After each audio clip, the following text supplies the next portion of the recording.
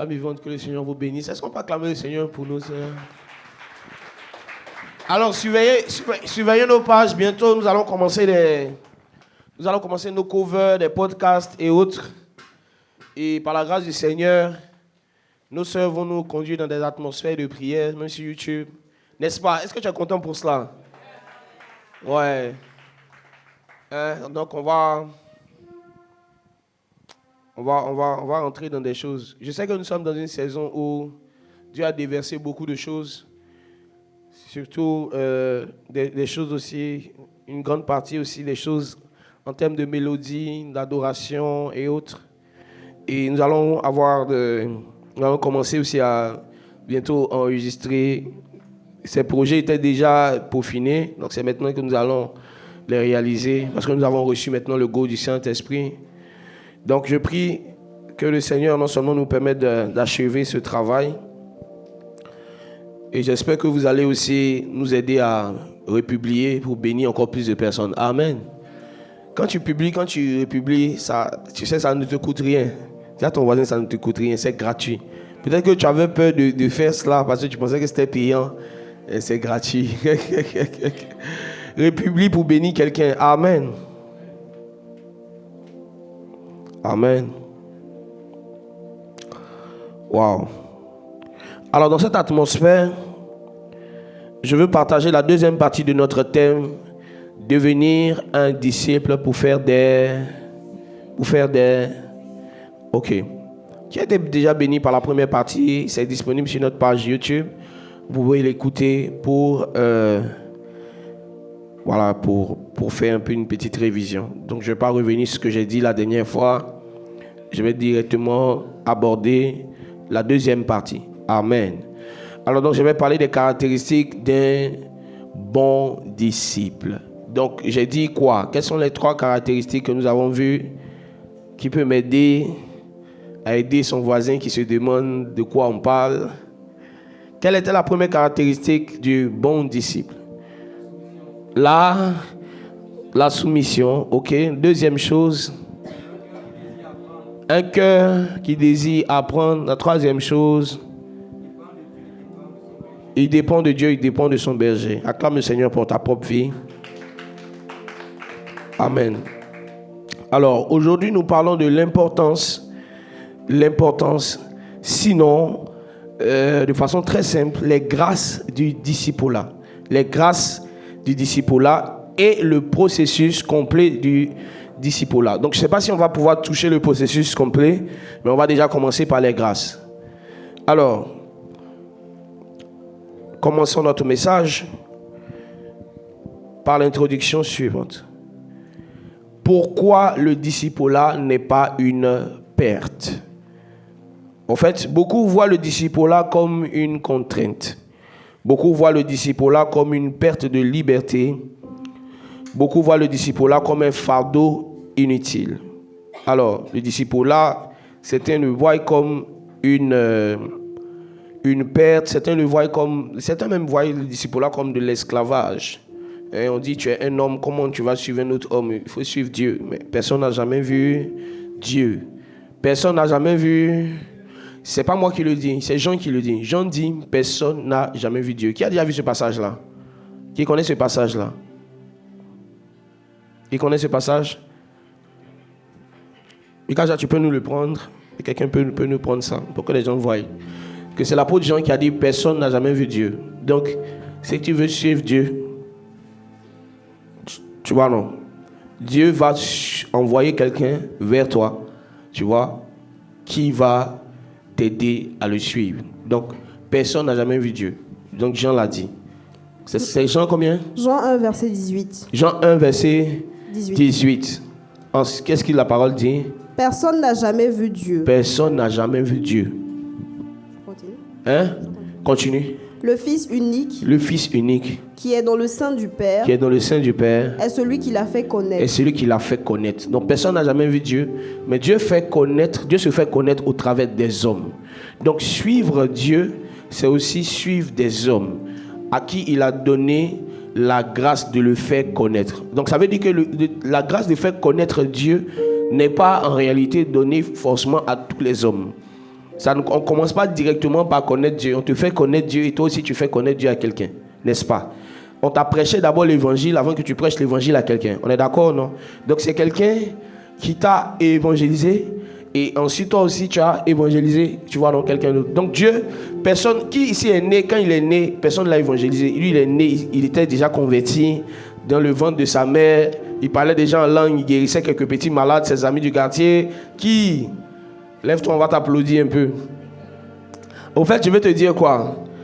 Nous tous, nous avons connu Dieu par quelqu'un. Dieu ne s'est pas révélé à nous directement. Il est forcément passé par quelqu'un. Même lorsque nous avons eu des rencontres avec Dieu, c'est par quelqu'un que ces rencontres se sont bien éclaircies. Et c'est par quelqu'un qu'on a pu, ou bien par des messages de quelqu'un, ou par des conseils de quelqu'un, d'une personne, ça peut être un homme, une femme, qu'on a pu bien saisir le message de Dieu. Donc, même quand tu diras que Dieu s'est révélé à toi dans ta chambre, tu n'es pas ce que tu es aujourd'hui sans avoir écouté un message. Et même la Bible dont tu parles, moi j'étais seul dans ma Bible, la Bible était écrite par des hommes, inspirés par Dieu. Donc ce sont des hommes même qui t'ont fait connaître Dieu. Moi j'ai ma relation avec Dieu seul. Mais enlève les épîtres de Paul, enlève les épîtres de Jean. Tu vois, écris toi-même ta propre épître. Mais même encore, comment nous connaissons Dieu, même la Bible, c'est un condensé d'inspiration de Dieu écrite par des hommes. Donc ce sont des hommes qui ont connu Dieu, qui nous ont révélé Dieu. Donc quand on dit suivre Dieu, c'est suivre un homme. Sinon, suivre l'enseignement d'un homme qui vient de Dieu. Et je disais aussi, je ne sais pas si c'était à vous, je pense que j'étais en train de parler de cela à la cellule. Je disais qu'on reconnaît que quelqu'un enseigne un message de Dieu, prêche un message qui vient de Dieu à deux grands principes. Ça, ce n'était pas prévu de partager cela, mais je vous donne ça. Comme je vous aime beaucoup, je vous donne ça. Alors, on reconnaît qu'un enseignement vient de Dieu lorsqu'il remplit plusieurs principes, mais je vais parler de deux grands principes importants, majeurs. Le premier principe, c'est qu'un enseignement qui vient de Dieu va, te faire connaître Dieu, va te pousser à ressembler à Dieu. Donc, dans l'enseignement qui vient de Dieu, il y a la connaissance de Dieu et il y a la ressemblance à Dieu. Vous voyez? Donc, quand vous voyez un homme qui vous prêche, qui vous enseigne, qui vous conseille, et qui vous aide, à découvrir quelque chose de nouveau sur Dieu, et qui aussi vous pousse à ressembler à Dieu, il faut savoir que cette personne-là, tu vois, a été envoyée par Dieu. C'est ce que Jésus-Christ a fait. Jésus a donné des informations sur Dieu, mais Jésus aussi a reflété Dieu. Amen. Donc, quand on dit aussi qu'il faut suivre un homme que Dieu a établi, il faut voir en lui ces deux choses. Il enseigne correctement sur le Seigneur, c'est-à-dire en conformité avec sa parole. Lui-même, sa vie reflète le Seigneur. On est d'accord? Sa vie reflète le Seigneur. Amen. Alors, Jésus a rattaché aux disciples là des grâces. Pourquoi il faut être disciple? Ce n'est pas juste pour devenir un disciple et pour faire des disciples, même si c'est le sujet principal de notre message. Mais je veux dire aussi que tu dois être disciple parce qu'il y a des grâces qui sont rattachées à cela. C'est bon? On est ensemble? Ok. Première vérité que je veux poser, c'est que tout appel divin contient une récompense cachée. Tout ce que Dieu te demande de faire, il y a une récompense qui est derrière. Il n'y a rien que tu fais pour Dieu sans récompense. Le travail de Dieu, sous d'autres cieux, on allait dire que ce n'est pas un travail gratuit. Il y a une expression, Paola va m'aider, une expression qu'on dit travail gratuit, c'est quoi? Un job, c'est ça, non? Un job, c'est ça. Voilà, chez nous en Côte d'Ivoire, on dit, c'est elle qui m'a donné l'expression, chez nous en Côte d'Ivoire, on dit travailler pour la mairie. Ça veut dire que quand on dit que tu travailles pour la mairie, ça veut dire que le travail est gratuit. Donc ça, mes frères camerounais, on dit un job. Voilà, ça veut dire le travail là, tu jobs quoi, mais il n'y a rien dedans. Donc Jésus ne fait pas un travail pour la mairie. Le travail de Dieu, ce n'est pas un travail pour la mairie, ce n'est pas un travail, c'est pas un travail gratuit. C'est un travail avec une récompense. Donc même quand Dieu te demande de laisser certaines choses que tu aimes pour lui, même si ces choses-là, tu vois, si tu les laisses, tu vas grandir, tu vas avoir des bénédictions. Derrière ces choses qui t'arrangent là, il y a une autre récompense encore cachée de Dieu. Dieu te donne plus que ce que tu gagnes. Donc je vais dire à quelqu'un ici qui est en train de conjuguer avec le Seigneur, Saint-Esprit, dois-je, devrais-je, ferais-je, Seigneur. Quand Dieu te demande de faire quelque chose, il faut le faire. Il y a forcément une récompense qui est cachée derrière. Il ne faut pas conjuguer avec Dieu. Il ne faut pas trop... Tu sais, celui qui retarde son obéissance, retarde sa bénédiction. Celui qui retarde une obéissance, retarde sa bénédiction. Et prend le risque tu vois, il prend le risque de devenir ennemi de Dieu. Parce que Dieu a pour ennemi les hommes rebelles. Vous savez, ce qui fait que Satan est Satan, ce n'est pas juste parce qu'il a trahi. C'est parce qu'il s'est rébellé contre Dieu. La Bible va parler des hommes qui désobéissent, on les appelle les fils de la rébellion. Donc, celui qui obéit à Dieu reçoit une récompense de Dieu. Dis-moi Amen. Alors, quelles sont les récompenses qui sont rattachées au disciple-là? Le fait d'obéir à Dieu, de devenir un disciple. Première récompense, la présence de Dieu. Ah, si tu es un disciple, la présence de Dieu va marcher avec toi. Il n'y a pas quelqu'un qui devient réellement disciple de Jésus qui ne transporte pas la présence de Dieu. Ça vous est jamais arrivé d'être en face de quelqu'un qui dégage quelque chose qui vous rappelle la sainteté? Ça vous est jamais arrivé de parler avec quelqu'un et vous avez l'impression que quand vous êtes avec lui, il y a comme une amplification de la présence de Dieu. Ça, c'est une grâce que transportent les disciples. Un disciple, une des grâces qu'il a, c'est que tu sais que Dieu est avec lui.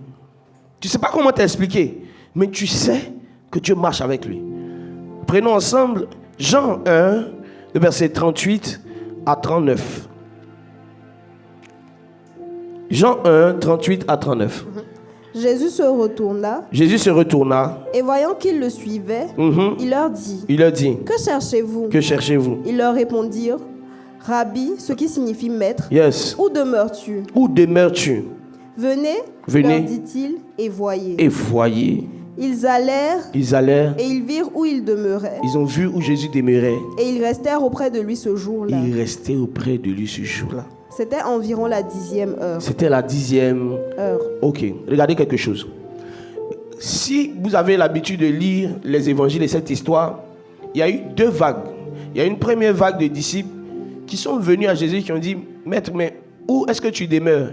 Il dit, le Fils de l'homme, tu vois, les renards ont des tanières, mais le Fils de l'homme n'a pas d'endroit où reposer sa tête. Les exégètes de la parole,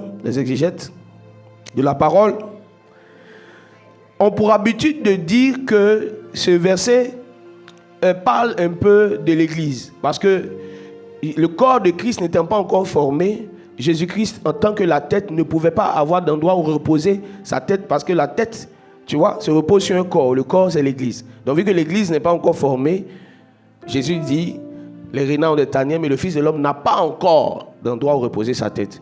Ce qui est vrai et ce qui est indiscutable.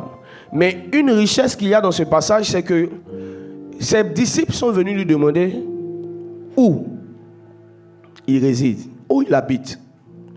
Il a décidé volontairement de ne pas leur dire ou leur montrer où il habite. Mais d'autres disciples sont venus. Et Jésus a dit, venez, voyez. Donc Jésus avait bel et bien une maison.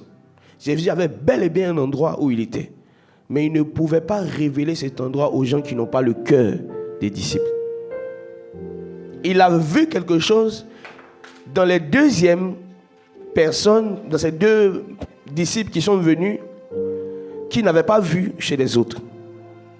Comme quoi, quand tu dis au Seigneur, je veux te suivre, avant de te montrer où il veut te conduire, il va éprouver ton cœur. Est-ce que ton cœur peut le suivre?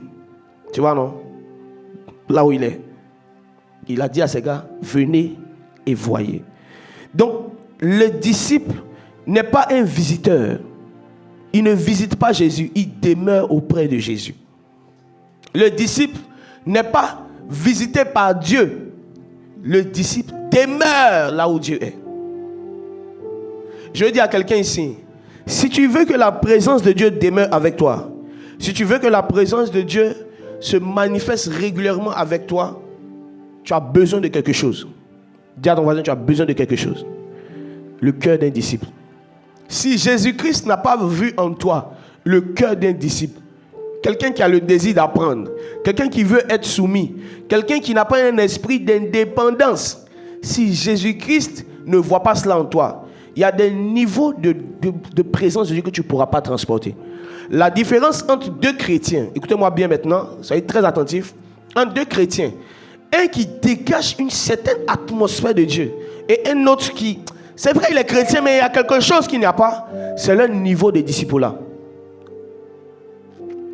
Jésus a dit à ses disciples cette phrase, il a dit cette phrase, il dit, je vais partir vous préparer une place, qu'est-ce que je vais faire? Je vais venir vous chercher, afin que là où je suis, tu vois non, vous serez avec moi, vous allez demeurer avec moi. Donc le disciple, waouh, le disciple au fait est toujours dans le lieu d'habitation de son maître. C'est pour cela que David pouvait dire, et j'habiterai dans la maison de l'Éternel jusqu'à la fin de mes jours. Ça c'est les disciples. Donc être un croyant, un converti, ou être quelqu'un qui a reçu Jésus ne fait pas de toi un disciple. Il y a l'étape où tu te convertis et à l'étape où tu deviens disciple. C'est deux choses. Tout croyant, tout chrétien n'est pas forcément un disciple. Qu'est-ce que je veux dire? On est appelé à devenir disciple. Mais combien sont ceux qui se comportent comme des disciples? Tu sais la preuve que tu n'es pas un disciple? C'est le fait que tu n'as pas le désir d'habiter là où Dieu est. Tu n'as pas le désir de transporter une mesure de gloire. Tu n'as pas le désir d'être quelqu'un qui, juste par sa présence, peut faire ressentir aux autres Dieu. Le fait que tu n'aies pas ce désir-là, ça veut dire que quelque part, dans ton domaine, dans le disciple-là, il y a un niveau que tu n'as pas. Qui, comme moi, veut que lorsqu'il est en train de parler, échanger avec des gens, des personnes puissent dire Dieu est là? Qui, comme moi, veut être... C'est-à-dire que tu es là, tu passes quelque part et puis, comme Jésus, les démons se manifestent. Tu passes quelque part et quelqu'un juste touche. Voilà. Le pan de... Je ne sais pas, le pan de ton t-shirt ou bien le pan de ta veste, je ne sais pas. Mais des gens sont guéris. Qui veut vivre ce genre de choses? La seule chose, il faut devenir un disciple. Et un disciple suit son maître dans sa vie de prière, suit son maître dans sa vie de méditation. Il suit son maître partout où il est. Au fait, le disciple ne quitte pas son maître du regard. Le disciple est à l'affût. C'est-à-dire que il n'y a pas de condition qui peut changer sa manière de suivre son maître. Il suit Jésus à tout bout de champ. La preuve que tu n'es pas un disciple, c'est que lorsque tu sors de l'église, tu vois, ici, on t'appelle Jean de Dieu. Tu vois, Jean de Dieu. Mais quand tu sors d'ici, au quartier, on t'appelle John le dangereux. Ça veut dire que tu as une double vie. Tu suis Jésus temporairement, mais tu ne suis pas continuellement. Tu veux marcher avec Dieu. Tu veux marcher réellement avec Dieu. Tu veux que sa présence soit avec toi. Suis Jésus partout. À chaque situation, chaque fois que tu es quelque part, dis-toi que même si les hommes ne me voient pas, Dieu me voit. Donc je dois suivre, je dois reproduire le modèle de Christ partout où je suis. Que je sois blessé, que je sois incompris, je dois reproduire le modèle de Christ. Est-ce qu'il y a des véritables disciples ici? Je prie que cette grâce vous localise au nom de Jésus. Deuxième chose qui est rattachée au fait d'être un disciple, c'est la puissance de Dieu. La puissance de Dieu devient ton quotidien. Si tu es un disciple de Jésus, la puissance de Dieu va devenir ton quotidien. Jean 14, verset 12. Jean 14, verset 12. Jean 14, verset 12.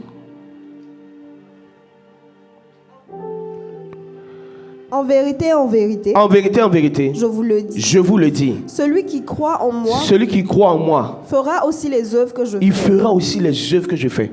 Et il en fera de plus grandes. Et il en fera de plus grandes. Parce que je m'en vais au Père. Voilà. Parce que je m'en vais au Père. Donc le disciple, en réalité, c'est celui-là qui n'est pas dans la théorie, il est dans la pratique. Quand Jésus disait que celui qui croit en moi fera les mêmes œuvres et de plus grandes, on est d'accord que ceux qui ont fait ça, c'était les disciples de Jésus. On est d'accord que c'est eux qui... Tu vois Pierre, qui guérissait les gens avec son ombre. Tu vois Paul, on prend les mouchoirs, on touche son corps, on met sur les possédés, les démons sont chassés, les malades sont guéris. C'est les gens qui ont marché dans les traces de Jésus, c'était ses disciples. Donc quand Jésus dit, ils feront les mêmes œuvres et les plus grandes, avant de dire que Seigneur, ça me concerne, est-ce que tu es un disciple? Est-ce que tu suis Jésus? Est-ce que tu lui es soumis? Est-ce que c'est Jésus-Christ qui est ton maître? Je peux vous donner une clé pour pouvoir reconnaître un disciple. Je peux vous donner cela. Un disciple ne vit pas en fonction des circonstances. Il vit en fonction des enseignements de son maître. Sa foi n'est pas basée sur la théorie, sur ce qu'il reçoit. Sa foi est vivante. Sa foi est active. Si vous voulez marcher dans la puissance de Dieu, vous voulez que la puissance de Dieu soit votre quotidien, observez les commandements de Jésus-Christ partout où vous êtes. Comportez-vous comme un disciple de Jésus partout où vous êtes. N'agissez pas en fonction de ce que vous pensez. Tu vois, non? N'agissez pas, vous voyez, non? N'agissez pas en fonction de ce que les hommes vous font. Agissez en fonction de Christ. Moi, j'aime plus l'appellation même de disciple. Vous voyez, c'est pas pour lever une polémique, hein, que de chrétien. Pourquoi? Est-ce que chrétien c'est un mauvais mot? Non. Je vais dire quoi? Le principe de disciple montre que tu es toujours en train d'apprendre. Le principe de chrétien, c'est comme si on te dit tu es déjà à l'image de Christ. Mais toi-même tu sais que cette image-là, le Seigneur t'a donnée par son sang. Mais est-ce que tes œuvres reflètent cette image que Dieu t'a donnée par son sang? C'est pour ça que l'apôtre Paul pouvait dire que la grâce nous enseigne à renoncer aux manières de vivre, à l'impiété. Donc il y a des gens qui ont reçu la grâce et qui rendent la grâce inutile. Ils se disent qu'ils sont déjà des chrétiens. Moi je suis un petit Christ. Tu dis ça dans ta bouche, mais ta vie reflète autre chose. Donc un véritable disciple, c'est quelqu'un, vous allez voir dans sa vie une chose. Écoutez-moi bien, écoutez bien. Il est toujours en train d'apprendre et désirer ressembler à Jésus. Sa vie là, c'est comment ressembler à Jésus. Quand il est face à un danger, comment Jésus-Christ aurait réagi? En fait, le disciple, il vit les enseignements de son maître. Il ne les reçoit pas seulement dans son cœur, il les vit, il les démontre. Jésus-Christ est puissant, les gars. Jésus-Christ il est puissant.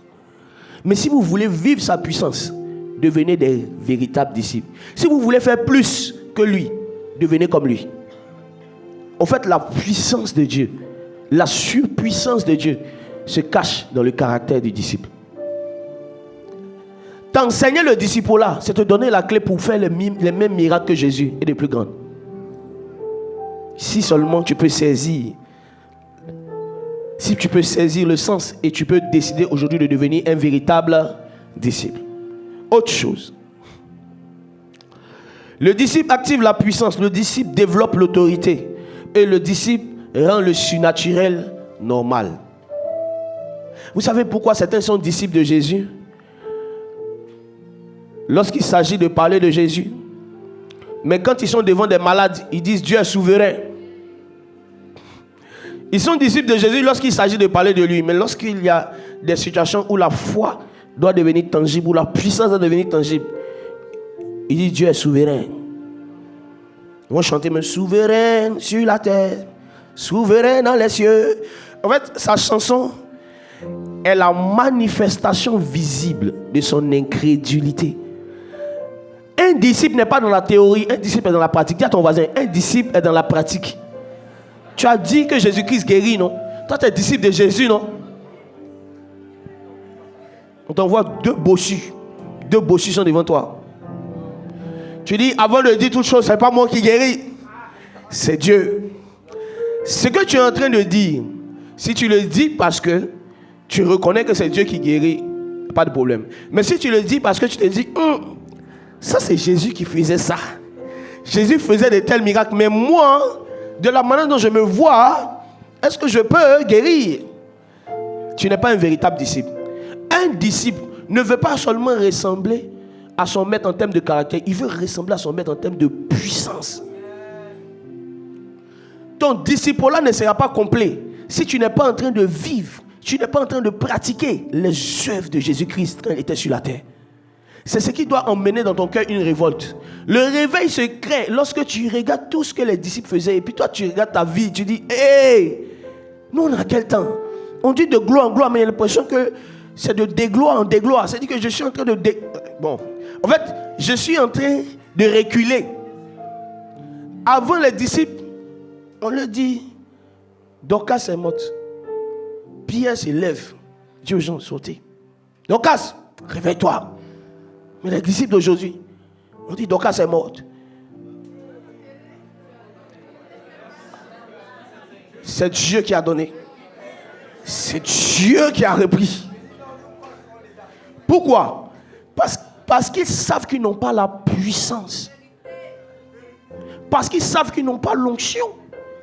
Ou simplement parce qu'ils ignorent le côté du disciple-là où on ne va pas juste être humble. On va aussi manifester la puissance de Dieu. L'humilité de Jésus-Christ produisait les miracles. Mais toi, tu es humble jusqu'à ce que tu ne fais pas de miracles. C'est quelle humilité? Tu n'es pas brisé, tu es en poudre. Tu as disparu. En fait, je vais te dire quelque chose. Il y a un niveau d'humilité. Il y a un niveau d'humilité qui fait progresser les maladies dans la vie des gens. Tu as été trop humble devant la maladie. Devant la maladie, on n'est pas humble. Humilité désactivée. Devant la maladie, on désactive l'humilité. Parce que Dieu nous a donné le pouvoir de chasser les démons, de marcher sur toute la puissance du diable et rien ne pourra nous nuire. Donc s'il y a une maladie, normal que toi en tant que disciple de Jésus, tu partes reproduire les œuvres du Maître. Ne vous contentez pas de croire aux disciples-là comme étant le fait de se comporter comme Jésus quand on te blesse. Tu dois aussi te comporter comme Jésus quand la maladie aussi arrive. Tu dois aussi te comporter comme Jésus quand tu es en face de certaines situations qui demandent l'intervention surnaturelle de Dieu. Réclamer la puissance. Réclamer la puissance, ce n'est pas l'orgueil. Réclamer la puissance, c'est la chose qui est normale. Quelle est la dernière fois où tu as prié pour un malade et il était guéri? Non. Il faut qu'on se parle. Et il ne faut pas me sortir la chose selon laquelle, tu sais, c'est Dieu qui donne. Dieu donne à qui il veut. Dieu, tu vois, il n'est pas obligé de donner. Non, ce n'est pas vrai. Quand il était en train de dire, en mon nom, ils chasseront les démons, ils imposeront les mains aux malades. Est-ce qu'il parlait à une catégorie de personnes? Il parlait à tous ses disciples. Et pour ta gouverne, quand il adressait cela, il adressait cette parole, il ne parlait pas seulement qu'aux hommes. Il parlait à ses femmes parce que Jésus avait il parlait aux femmes parce qu'il y avait des femmes qui étaient disciples. Pourquoi nous ne sommes pas en train de voir le Dieu qui guérit, le Dieu qui délivre? Mais on a des disciples en parole. Ils sont forts dans les versets. Ils sont forts dans le débat. Ils vont venir. Non, Jésus, dans sa forme hébraïque. Ok, tu as fini ça. Il y a 2 malades qui sont là, allons-y. C'est là maintenant, il va dire, nonobstant, dans l'hébreu, voici le malade, mon frère. On a des problèmes concrets. On va t'envoyer au Bénin. Devant les féticheurs, là, tu vas commencer à dire, l'hébreu, tu vas te bloquer. Là-bas, c'est la puissance.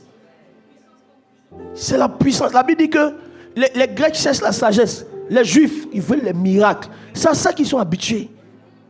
C'est pour cela que quand Dieu voulait... Wow, my God. Quand Dieu voulait pousser le peuple juif à vivre un réveil spirituel, à revenir à lui, il envoyait un prophète qu'on appelle Élie, un prophète de puissance. Parce qu'ils savent, ils savent que ceux-là, si on leur dit Yahweh est Dieu, ils ne vont pas croire. Ils veulent la puissance. Démonstration de puissance. Un véritable disciple de Jésus qu'on appelle Élie. Il a pris comme ça, à l'heure de l'offrande. Il a rempli l'autel d'eau. Si, Seigneur, descends ton feu. Le feu est descendu. Les gars, on dit c'est l'Éternel qui est Dieu. Ça, on ne discute pas trop. Il y a des endroits où les gens n'arrivent pas à être convaincus de ton évangile parce que tu prêches beaucoup. Mais quand il s'agit de manifester la puissance, tu trouves des excuses encore dans la prêche pour ne pas manifester la puissance. Donc tu parles d'un Jésus. Les gens regardent ton Jésus, mais il peut transformer qui?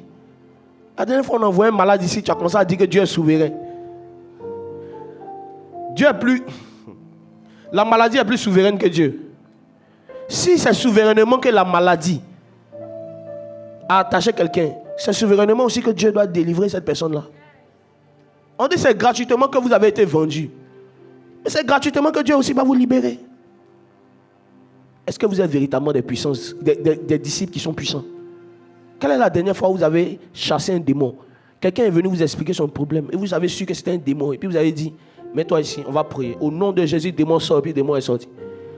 Arrête de parler, de discuter. Non, est-ce qu'on doit prendre le vin avant le... Arrête ça. Tu sais, on a des problèmes concrets. Je me souviens une fois... Vous êtes fatigué déjà? Je me souviens une fois, on était quelque part, je ne vais pas dire le nom de l'endroit, en tout cas dans un groupe de chrétiens. Et là-bas, franchement, tu avais l'impression que tu étais à l'église des 24 vieillards. Ça veut dire que le niveau de sagesse des gens, ça veut dire qu'un parle ici. Tu vois un peu. Un parle ici. L'autre dit dans l'hébreu, dans le grec, c'est comme ça. L'autre parle, il dit, on était dans cette assemblée-là. Toi-même, tu as médité, mais tu as peur. Parce que les gars ils sont chirurgicaux dans la parole. Quand tu dis exhortant, il dit non, en fait, c'était le verset premier, le verset 1b. Des gars puissants dans la... Il dit, vous pensez que vous connaissez, on a connu des chrétiens. La personne, dès que tu parles, tu n'as pas terminé, il te dit le verset. Il peut t'expliquer, tu sais, dans le contexte historique, gréco-romain, judéo, christianisme. Waouh! Et la doctrine, ils ont des mots, l'Eucharistie, tu vois. Les gars étaient puissants dans les mots. Il y a une sœur de l'église, c'est-à-dire qu'il y a un frère qui était régulier à l'église, qui venait à l'église. La saine doctrine. Et quand tu m'as dit, la parole, la véritable parole. En fait, tu vois que là-bas, tu avais l'impression que tu étais au ciel. Mais le seul problème, à part guérison, il n'y a pas de délivrance. Il y a un frère qui était régulier à l'église. Il venait à l'église tous les jours. Il avait une de ses parentes qui était atteinte de folie. Vous savez ce qu'il a fait? Il y avait un frère de l'église tu vois, que les gens de l'église méprisaient. On méprisait le gars parce que le gars il n'a pas fréquenté pour connaître l'exégète, l'herméneutique. Mais le gars était vraiment dans la doctrine. Mais le gars avait quelque chose. Lui là, il chassait les démons. Il guérissait les malades. Donc le frère, qu'est-ce qu'il a fait? En secret, il a pris sa parente. Le dimanche, il n'est pas venu. Parce que le frère, c'était la même assemblée, mais le frère avait son assemblée à Abidjan Sud là-bas. Donc il a pris en secret sa soeur pour l'envoyer chez le frère en question. Quand on dit non, il n'est pas trop instruit, il y a des choses qu'il ne connaît pas. Il ne connaît pas les choses, tu vois. La loi, la Torah, tu vois, le Tanakh, le Ketuvim, le Nevim. Le frère ne connaît pas. Donc, le frère avait des problèmes. Il a su à l'intérieur de lui-même que ceux-là, avec toutes les paroles-là, ne peuvent pas m'aider. Donc, il est parti voir ce frère-là pour prier pour sa parente malade. Et le Sanhédrin, parce que c'était un Sanhédrin. Vous savez, tout endroit où on fait beaucoup de discussions, et puis quand les malades viennent, on regarde Jésus fait, on dit Jésus, si tu l'as guéri, c'est parce qu'ils ne savent pas guérir. L'une des choses qui faisait que les pharisiens en voulaient à Jésus, c'est parce que ce que Jésus faisait, ils ne savaient pas faire. Ils étaient instruits, mais ils n'étaient pas puissants. Et d'ailleurs, même Jésus a dit, vous ne connaissez ni les Écritures, ni la puissance de Dieu. Il n'y a pas une personne qui peut connaître les Écritures et puis ne pas vivre les Écritures. Il a vu que les gars là, c'était le Sanhédrin. Donc quand le Sanhédrin a appris que le frère X est allé chez l'autre, On a changé le thème du dimanche, l'idolâtrie. Les idolâtres.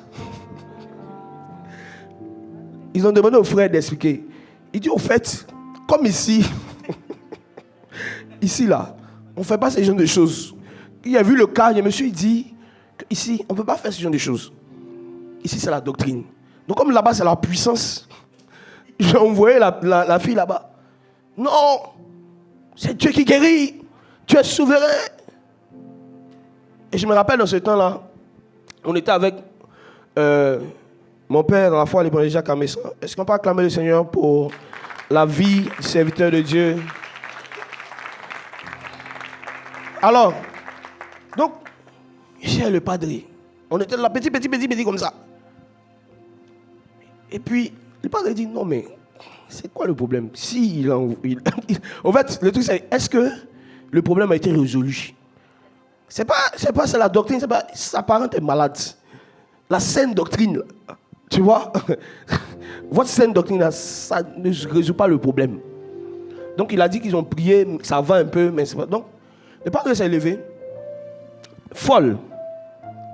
Il s'est levé et dit, on va prier. Donc, dans le cœur du Sanhédrin et des pharisiens, ça le regarde comme ça. Il dit, j'ai pas dit c'est moi, je vais prier, on va prier. Ils se sont retirés pour regarder. Vous voyez, en fait, je me suis senti bizarrement dans les évangiles. Quand Jésus-Christ devait guérir un malade, et on dit que les pharisiens le regardaient, les Sanhédrins le regardaient pour voir qu'est-ce qu'il allait faire. Personne ne priait. C'est-à-dire que pour eux, il va prier, rien ne va se passer. Puis ils vont dire, voilà, on t'a dit que Dieu est souverain. Il nous a fait signe, les gars, prions. Là, elle était folle depuis des années. Sur le champ, elle est tombée. Elle est redevenue normale à l'instant. J'ai vu ça de mes yeux. On ne va pas dire. J'ai vu ça de mes yeux. Et les gens étaient émerveillés. Je se disais, ah, donc ici on peut vivre ça. Le Sanhédrin maintenant. N'acclamez pas un homme. Acclamez Dieu. Le problème, c'était que le monsieur avait un problème ponctuel que l'hébreu et le grec ne pouvaient pas résoudre. C'était la puissance. Et quand des problèmes rencontrent des véritables disciples de Jésus, les problèmes ne trouvent pas toujours une parole. Souvent, les problèmes trouvent la main de Dieu. Un véritable disciple de Jésus, tu dois aspirer à ce que Jésus-Christ soit visible en toi. Moi, je dis, il faut te fâcher. Arrivé un moment, il faut te fâcher. Dis à ton voisin, fâche-toi un peu. Arrivé un moment, fâche-toi. Comment se fait-il que je parle bien de Jésus, mais quand il y a les malades, ça ne marche pas? Tu dois te fâcher. Il y a quelque chose que le diable peut être en train de te voler ou quelque chose que ton ignorance est en train de te voler. Normalement, tu es un chrétien, tu es dans un bâtiment. Qui ici est dans un immeuble, un appartement? Normalement, on doit être nombreux parce qu'ici, il y a presque, il y a que ça, hein, les appartements. Voilà. Il y a des villas, mais il y a beaucoup plus d'appartements. Normalement, je te dis, si dans ton appartement, il y a une malade, c'est normal qu'on vienne te voir. Maintenant, pourquoi, quand on vient te voir, tu fermes la porte, tu pries à haute voix? Pourquoi lorsque tu es à l'école, on te dit qu'il y a une de tes amies, vous voyez ce qu'on appelle souvent les... Je ne sais pas comment vous appelez chez vous, on appelle ça... Chez nous, on appelle ça génie. On appelle ça génie. Souvent, les GBI. Les djinns. Non, tu vois, c'est des personnes... Elles sont là, elles sont jolies, chocottes comme ça, bien jolies là. Mais c'est des petits sorciers quoi. Ou bien c'est des... Tu vois, non? Ça veut dire que les parents, peut-être, l'ont consacré à une déesse. C'est pour ça que vous sortez les filles, vous ne savez pas qui est à côté de vous. Hein? Ah, vous voyez les jolies filles comme ça, vous ne savez pas. Ah, voilà. Souvent, elles sont là, elles sont victimes d'une alliance. Donc, elles ne sont même pas au courant, mais l'alliance marche. Voilà. Merci. Alors, souvent, ça vous arrive, je ne sais pas si ça vous est déjà arrivé, moi, je me souviens une fois, on était à l'université et il y a une sœur de... Bon, j'ai une fille, une sœur africaine, ben, il ne sait même pas. Elle est tombée. On dit, hey, c'est son génie. Hein. Si vous l'attrapez, le génie va devenir violent. Je vois des chrétiens, des sœurs qui chantent à la chorale. L'attrapez pas, hein? L'attrapez pas, hein? Le génie va devenir violent. Certaines chrétiennes même, j'ai vu qu'elles n'avaient pas complètement laissé l'occultisme. D'autres disent, des chrétiennes, hein, envoyez du lait. Du lait, un peu d'eau. Chrétiennes. Les sœurs de la chorale en plus. C'est ce qui faisait que, quand je partais dans cette cellule-là, vraiment la chorale me dérangeait. Je me dis, voici un cas. Je passais. Je me précipitais sur le cas. Je partais chasser le cas. Dieu merci, je n'étais pas le seul disciple. Il y avait un autre disciple qui est venu. Il est venu et devant les gens, il a dit au nom de Jésus, sors. Le démon est sorti. Il a regardé comme ça, il dit voilà, voici un disciple. Il a dit, les autres qui étaient là, ont regardé le gars là comme ça. Au lieu de se rendre compte que il y a un niveau dans le disciple là qu'ils n'ont pas atteint, ils ont commencé à rire. Yeah, pasteur, tu as l'onction, hein? Tu vois? Tu vois? Ce genre de réaction, hein, on comprend que tu es surpris, mais après tu dois t'asseoir et réfléchir. Ça vient vers vous, hein? Le livre. Assieds-toi, réfléchis. Il y a des fois tu dois t'asseoir pour dire, mais Jean-Marc, que j'ai amené à Jésus il y a 2 jours, il chasse des démons déjà. Jean-Luc, même, on n'en parle pas. Il chasse les démons, il brise les œuvres de la sorcellerie. Mais moi-même, depuis 5 ans, je suis converti, mais je n'ai chassé aucun démon. Voilà. Tu dois commencer à réfléchir pour te dire, mais attends, il y a un problème. Moi, je lui dis, vous devez vous fâcher s'il y a des expériences que Dieu a prévues que vous puissiez vivre, que vous ne vivez pas. Ne vous dites pas, non, c'est la grâce de Dieu. Regarde, je te dis la vérité. Hein. Quand tu dis que c'est la grâce de Dieu, que Dieu fait en fonction de ce qu'il veut, il y a 2 choses que tu es en train de faire dire à Jésus. Tu es en train de faire dire à Jésus que, tu vois, non, il est tellement méchant qu'il a donné la grâce aux autres, mais toi, il ne t'a pas donné la grâce.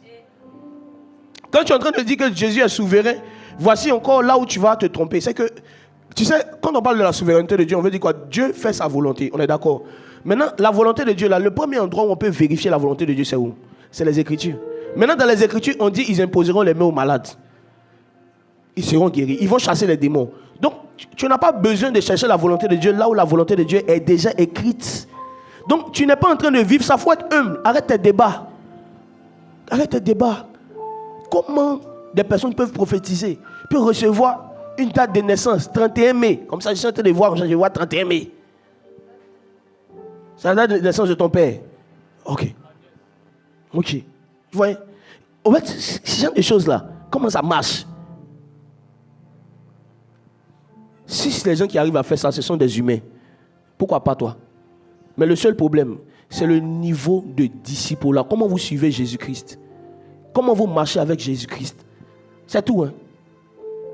Est-ce que la puissance de Dieu marche avec toi? Dis-moi à ton voisin, est-ce que la puissance de Dieu marche avec toi? Une autre chose que je veux dire. Et là maintenant nous allons shifter un peu après cette information.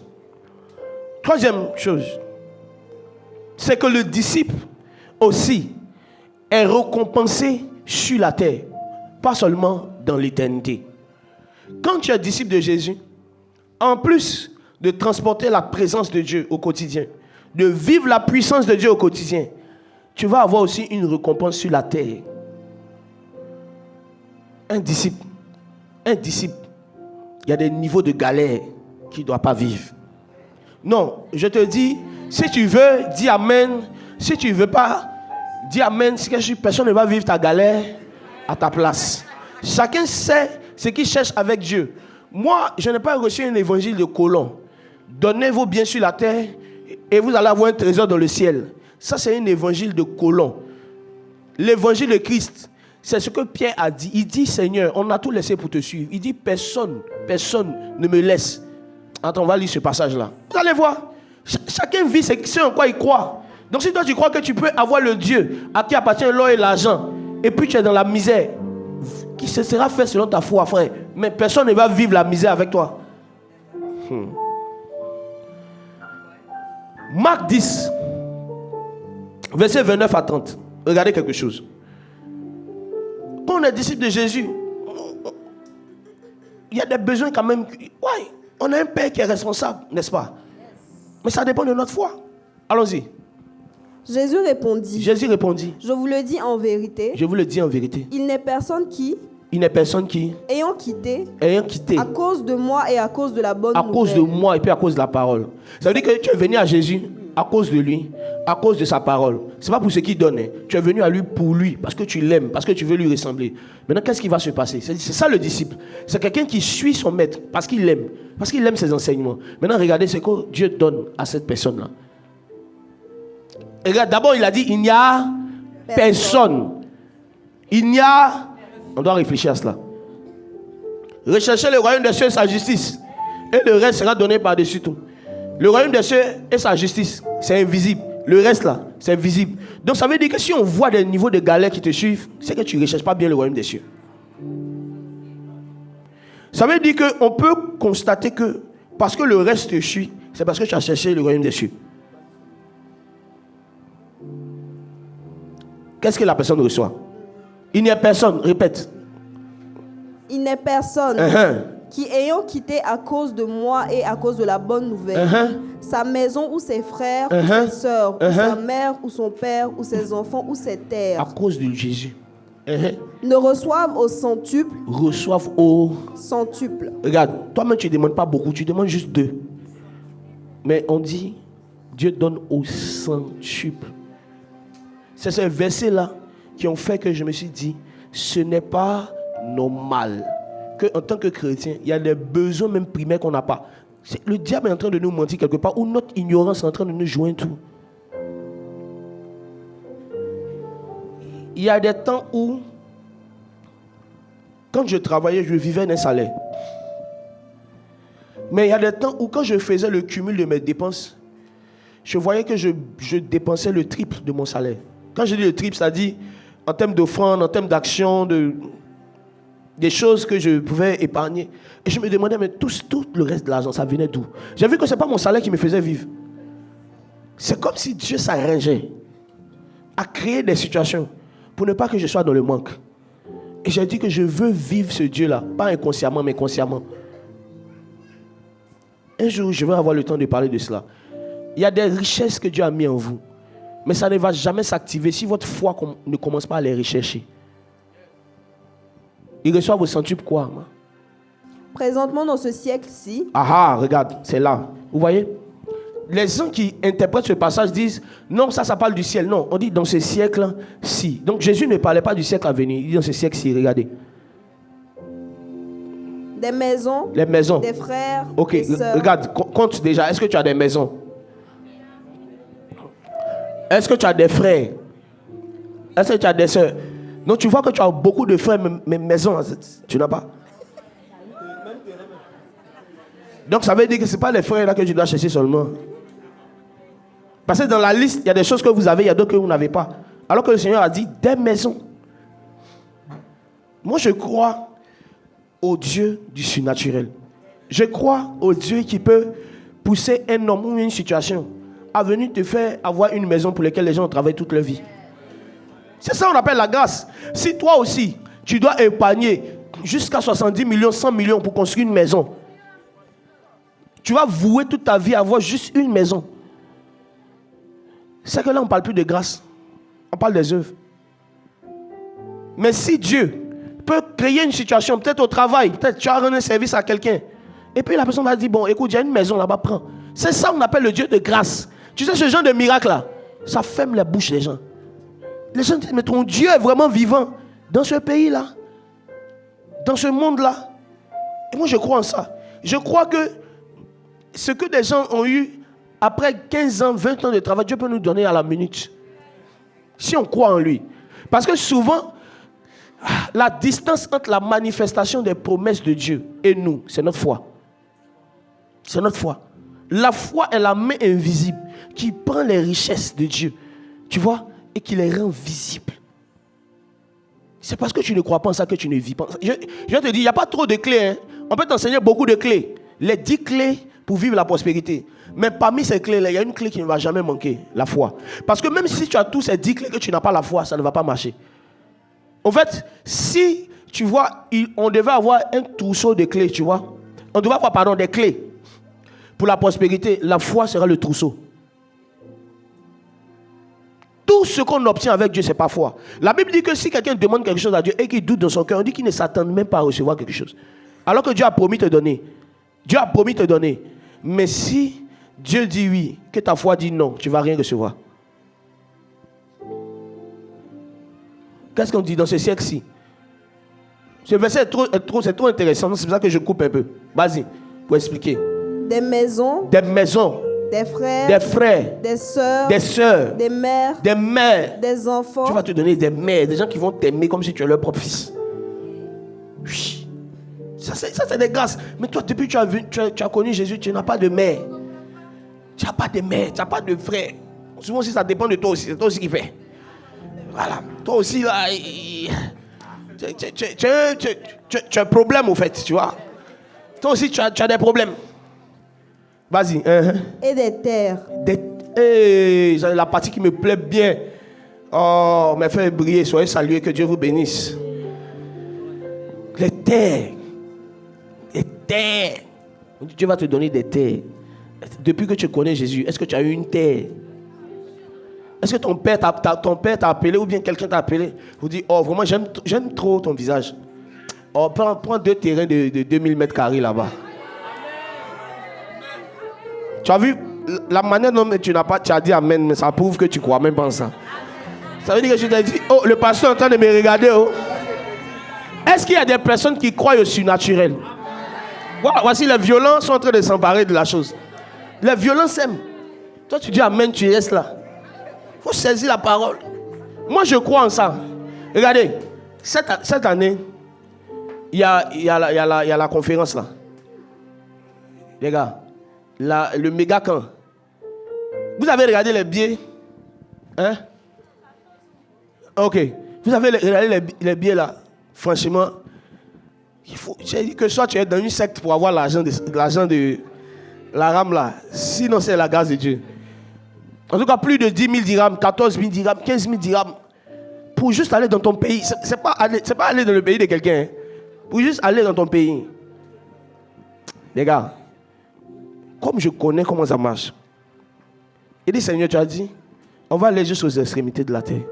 Pour aller annoncer ta parole. Certainement à ce camp. Peut-être quelqu'un aura besoin d'entendre quelque chose venant de toi. Père, si tu veux que je parte, agis. Et Dieu agit. Puissamment. Par la grâce de Dieu, je serai au camp avec mon épouse. Et Dieu nous a fait grâce de vivre des miracles. Franchement, on n'a pas dépensé grand chose. 14 000, les gars. Ça, les Abidjanais me voient, ils vont se dire, celui-là, il a l'argent. Mais c'est une prophétie. Parce que ce n'est pas moi qui suis riche, c'est mon père qui est riche. Ah! J'ai un père riche. Est-ce que tu as un père riche? Oui. J'ai un père riche, un père qui peut pourvoir mes besoins selon sa capacité. Donc, en fait, je suis serein. Chez nous, en Côte d'Ivoire, on dit que tu dois être serein comme une maison inachevée. Parce que son propriétaire va venir terminer la maison. Ça veut dire quoi? Celui qui a commencé cette œuvre en toi, il est capable de l'achever. Des terres. Des terres. Donc, un chrétien qui veut posséder des terres, il n'est pas possédé. Il est spirituel. Oui, parce que Dieu t'appelle à posséder des terres. Est-ce que vous savez que... Waouh, je dis ça. Qu'il siffle un peu. Est-ce que vous savez que posséder des terres est important aux yeux du Seigneur, tel que le fait de chasser les démons, au même titre. Je vais vous expliquer pourquoi. La Bible nous dit, Mika, cherche-moi le passage, où Job a été attaqué par Satan. Et il a dit que tu as mis un rempart de protection autour de lui, de ses biens et autres. Les chrétiens, on doit posséder les terres. Vous allez comprendre pourquoi. Tu aimes la parole. Cette parole te fait du bien. Alors acclame Jésus. C'est bon? Vas-y. Regardez maintenant. Ça, c'est Lucifer qui est en train de parler. Le patron même des démons. C'est lui qui est en train de parler. Regardez ce qu'il dit. Job 1, verset 10. Job 1, verset 10. Ne l'as-tu pas protégé? Donc Job est en train de parler de Job. Satan est en train de parler de Job. Voilà, Satan est en train de parler de Job. Et il dit au Seigneur, ne l'as-tu pas protégé? Donc on dit, Job est protégé. Donc dis avec moi, Job est protégé. Job est protégé. Continue. Lui, sa maison et tout ce qui est à lui. Lui, sa maison, dis avec moi sa maison. Sa maison. Donc dis, Job est protégé. Sa maison est protégée. Maintenant regarde la suite. Et tout ce qui est à lui. Hey. Dis avec moi, tout ce qui est à lui. Tout ce qui est à lui. Est protégé. Est protégé. Donc ça veut dire que même le terrain de Job, si Satan doit venir sur le terrain de Job, il y a des anges, il y a une protection qui est là. Vas-y. La suite. Pardon? Lis la version semeur. Regardez quelque chose. N'as-tu pas élevé comme un rempart de protection? Hey. Il dit tu as élevé un rempart de protection. J'aime cette version. I love it. J'aime ça. Redis encore, c'est intéressant. N'as-tu pas élevé comme un rempart de protection autour de lui? Un rempart de protection autour de lui. Maintenant voici. Vu que les terrains, les biens de Job appartenaient à Job, elles étaient aussi, ces biens, c'est-à-dire que tous ces biens-là, ils étaient aussi gardés par Dieu. Donc Dieu ne gardait pas que Job. Dieu gardait Job, Dieu gardait sa maison, Dieu gardait ses biens. Donc ça veut dire quoi? Si toi, tu es quelqu'un qui pratique l'occultisme et que Job te rencontre et qu'il achète ton terrain, si ton terrain devient le terrain de Job, les démons à qui tu avais consacré le terrain sont obligés de partir. Parce que tout ce qui appartient à Job appartient à Dieu. Donc, quand un chrétien achète un terrain, il délivre les esprits territoriaux. Les esprits territoriaux sont chassés par les acquisitions des enfants de Dieu. Ça veut dire que si dans un village, on avait pris une terre où on adorait un fétiche, le jour où toi, tu achètes la terre, les fétiches sont obligés de partir. Parce que tout ce qui t'appartient appartient à Dieu. Donc celui qui achète des terrains opère des délivrances. Celui qui est en train d'acheter des biens opère des délivrances.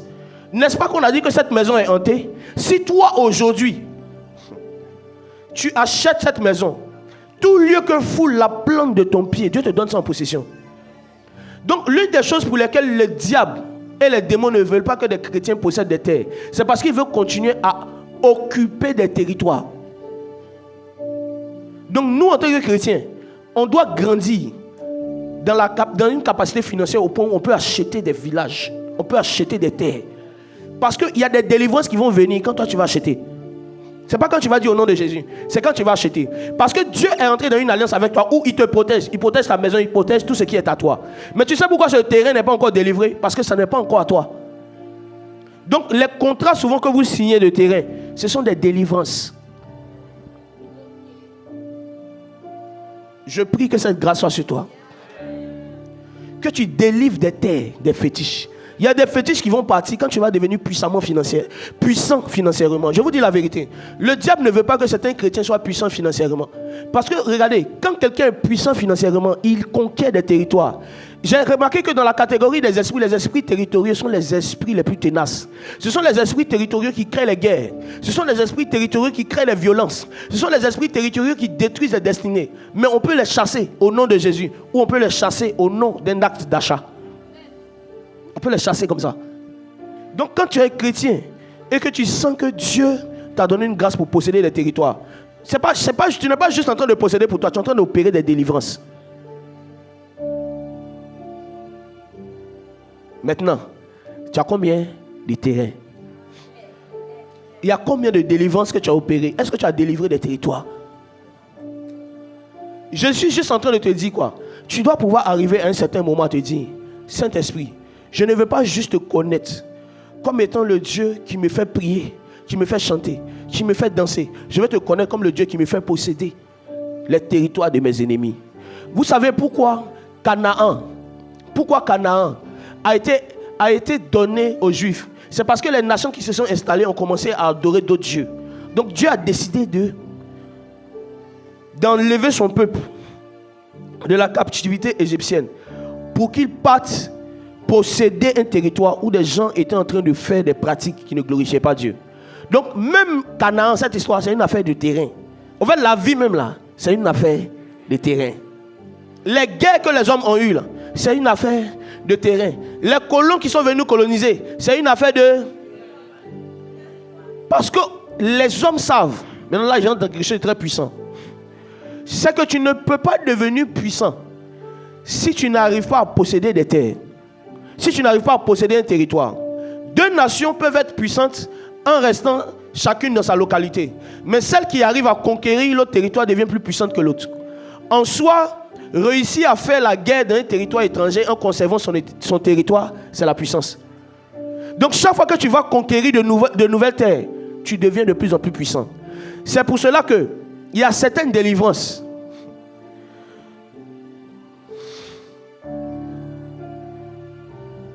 Je dis ça. Il y a certains niveaux de puissance dans la délivrance que vous ne pouvez pas acquérir si vous n'avez pas l'habitude d'acquérir des terres. Parce que entre celui qui chasse des esprits territoriaux, celui qui chasse un esprit d'une terre, ou bien plusieurs esprits d'une terre, et celui qui chasse un démon d'un corps, qui est puissant? C'est celui qui chasse des terres. Donc si tu as l'habitude d'acheter des terrains, tu as l'habitude d'acheter des terres, ta réputation dans le monde spirituel prend une certaine hauteur. C'est pour cela que Job était l'un des gars les plus puissants de son temps. Les gens classent le livre de Job, certains même disent que c'est un peu plus ancien même que le livre de Genèse. En termes d'époque. Job était l'un des hommes les plus puissants de son temps. J'ai découvert que ce n'était pas juste parce qu'il priait. C'était parce qu'il avait beaucoup de terres. Il avait beaucoup de territoires. Il avait acquis beaucoup de territoires.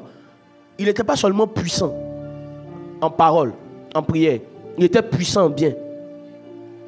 La Bible dit que, parlant d'un patriarche, on dit qu'il est devenu riche et il est devenu fort riche.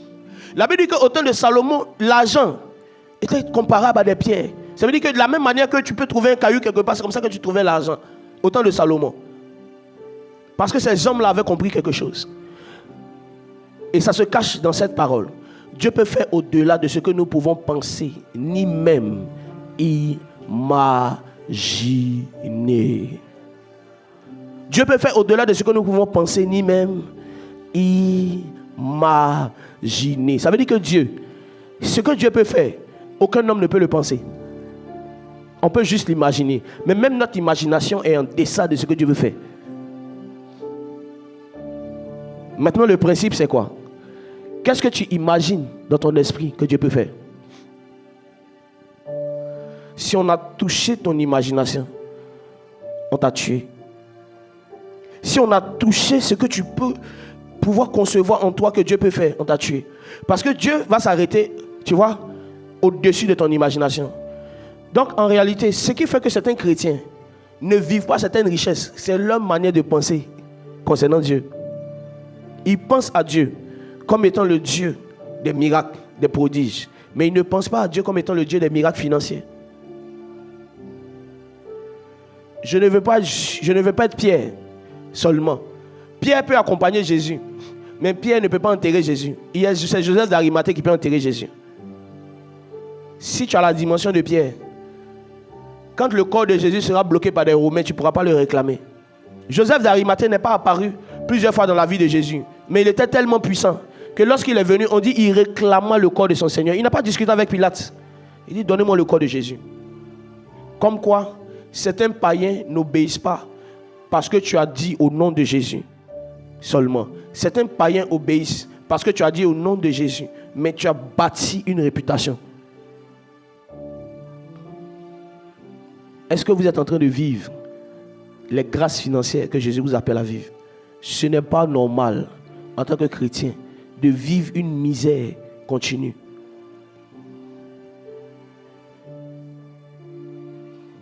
Pose-toi la question.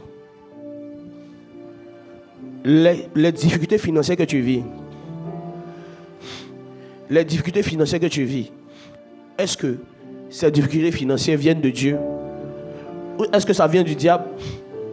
Ou est-ce que tu es simplement victime de ton ignorance? Dis avec moi, je rejette la misère, je rejette la pauvreté, je rejette toute souffrance qui ne vient pas de Dieu, toute misère qui ne vient pas de Dieu, toute pauvreté qui ne vient pas de Dieu. Je déclare et je décrète sous la base de cette parole que les terres qui doivent être à moi, je les possède au nom de Jésus. Que les maisons qui doivent être à moi, je les possède au nom de Jésus. Je les possède au nom de Jésus. Je les possède au nom de Jésus. Je déclare tout territoire que Dieu m'appelle à posséder pour sa gloire. Tout bien que Dieu m'appelle à avoir pour sa gloire, je l'ai au nom de Jésus. Je l'ai au nom de Jésus. Je l'ai au nom de Jésus. Je l'ai au nom de Jésus. Lève-toi, bas les mains. Bas les mains. On va commencer à prier. Je possède ces choses au nom de Jésus. Rakata brayanda la brazente le brazanda la baba baba. Lora vende bresco bradivra sibra. Mais la cladaba déclare que tout territoire qui te résiste, toute terre qui te résiste, tout lieu qui te résiste est sous ton pouvoir au nom de Jésus. Je suis en train de voir, my God, my God, my God, my God. Je suis en train de voir des visas être signés. Je suis en train de voir des alternances s'ouvrir. Je suis en train de voir, my God, my God, my God, my God. Je suis en train de voir des études être payées. Oh, les territoires, ce n'est pas seulement les terres. C'est certaines sphères d'influence que tu dois intégrer en tant que chrétien. Les klabarakataya, irozo rabadabaya de lebo, shadia. Les clavis de lebo, shadababababa. Prie. Le Seigneur m'a dit que nous devons prier par rapport à ce sujet. Je vais obéir au Seigneur. Labras kadibranda labrahanda labohosa. Rekate lebros. Radabrado lobros shadi. Le Dieu à qui appartient l'or et l'argent. Le Dieu à qui appartient l'or et l'argent. Le Dieu à qui appartient l'or et l'argent. Il est puissant. Il est puissant pour te délivrer. Il est puissant pour opérer des miracles. Cette année 2026, ta vie doit changer. Tu ne dois plus te plaindre que tu n'as pas d'argent. Car Dieu va te poindre pour que l'argent vienne à toi. Les problèmes d'argent ne doivent plus être des problèmes. Possède le territoire. Rabakata labrazati. Rozoto bradele devea. La kabala debre shadi. Et la bia de lobo shadi. Et rada braze kadi. Et rada kalis gede. Et raban de lobrosa. I prasku parinelea. Et rada bari devea. Le lo clam de vla. Skopla div la guerre. Skabir. Skabir. Skabran de levo sadi yasada laba ya baba baba. Amen. Nous restons dans cette atmosphère de prière. La Bible nous dit que Élie, après avoir fait plusieurs marches dans le désert, il arrivait que le prophète s'endormit. S'endormit de fatigue et de faim. Et Dieu a envoyé un corbeau. Et dans le bec de ce corbeau, il y avait de la nourriture, de la provision pour Élie, afin qu'il puisse continuer la marche jusqu'à ce qu'il arrive à la montagne. Alors c'est une image très simple. C'est une image de la rencontre avec Dieu. Il y a des chemins que tu dois parcourir pour atteindre Dieu, pour rencontrer Dieu à un certain niveau. Mais si tu n'as pas de la nourriture pour survivre jusqu'à ce que tu arrives au temps où tu montes sur la montagne, tu vas mourir. L'une des choses qui va faire que beaucoup de gens vont renoncer au Seigneur dans les temps de la fin, c'est une affaire d'argent. Regardez, les péchés des gens aujourd'hui sont rattachés à l'argent. La corruption, la prostitution, le vol, c'est rattaché à l'argent. La compromission même dans laquelle certaines personnes se trouvent, c'est rattaché à l'argent. Alors, pour un chrétien, le fait que Dieu te plonge dans l'abondance, c'est de t'éviter de tomber dans certains péchés. C'est de t'éviter de tomber dans certains vices. Jusqu'à ce que tu arrives à rencontrer le roi. Est-ce que ça veut dire que si tu n'as pas l'argent, tu dois pécher? Non. Je suis en train de te dire qu'en réalité, les problèmes sociaux aujourd'hui même ont déformé l'évangile. L'évangile que les gens prêchent, c'est un évangile social. Pourquoi? Parce qu'il y a beaucoup de gens qui sont chrétiens qui sont pauvres. Alors si Dieu arrive à te donner une certaine indépendance financière, il y a des problèmes que tu ne vas pas avoir. D'ailleurs, même chercher Dieu ayant des problèmes de facture, c'est difficile. Parce que même quand tu vas dans la prière, tu es distrait. Mais moi, je crois en une chose. Je crois en une chose. Parce que j'ai vu dans la parole que toutes ces personnes qui avaient une grande intimité avec Dieu n'avaient pas certains besoins financiers. Quand tu parles des gens comme Salomon, quand tu parles des gens comme David, quand tu parles des gens comme Abraham, prends le temps de faire la lignée des patriarches. Aucune personne ne priait pour avoir l'argent parce que Dieu les avait bénis. Dieu les avait bénis. Donc la spiritualité n'exclut pas la richesse. Au contraire, la spiritualité va bien avec la richesse. Parce que Dieu même qui est l'être le plus spirituel, on dit que c'est à lui qu'appartient l'or et l'argent. La Bible dit que même la rivière qui est devant Dieu, c'est une rivière de verre. On parle des pierres précieuses qui sont sur son trône, qui sont autour de son trône. Jésus baigne dans le luxe. Je vous dis la vérité.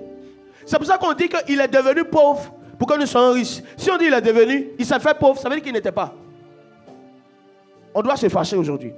On va aller dans la prière. Et prenons le principe du corbeau. Il y a plusieurs corbeaux à qui Dieu a donné la provision pour que tu puisses continuer le chemin. Il y a plusieurs corbeaux à qui Dieu a donné la provision pour que tu puisses continuer le chemin.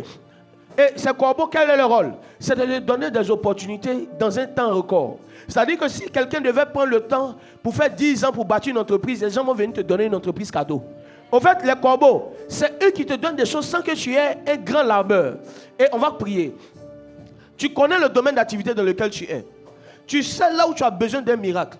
Et sous la base de cette parole, tu vas dire, Seigneur, que tout corbeau, dis avec moi, tout corbeau, tout ange, parce que les corbeaux, en fait, c'était l'image des anges, tout ange, tout homme, à qui tu as donné ma provision,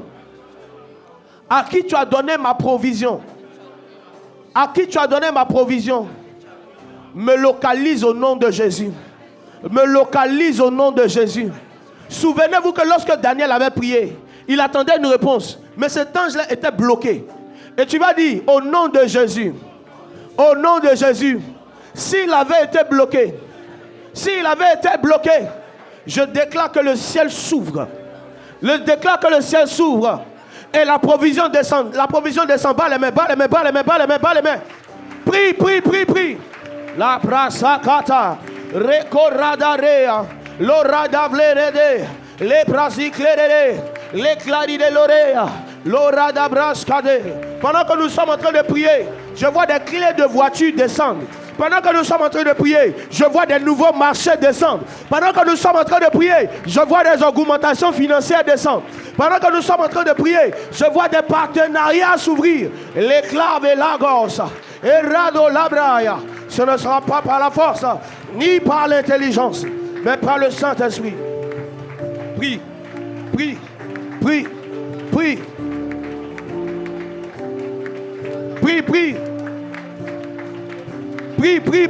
Radabrayadabayabada. Prie. S'il y avait des marchés qui devaient être donnés, que l'ennemi avait bloqué, au nom de Jésus, ciel ouvre-toi. Ciel ouvre-toi. S'il y avait des emplois qui avaient été bloqués, ciel ouvre-toi.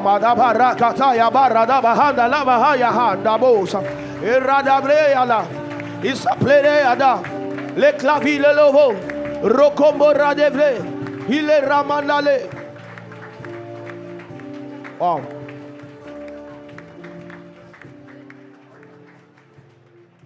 Dispose-toi juste quelques minutes.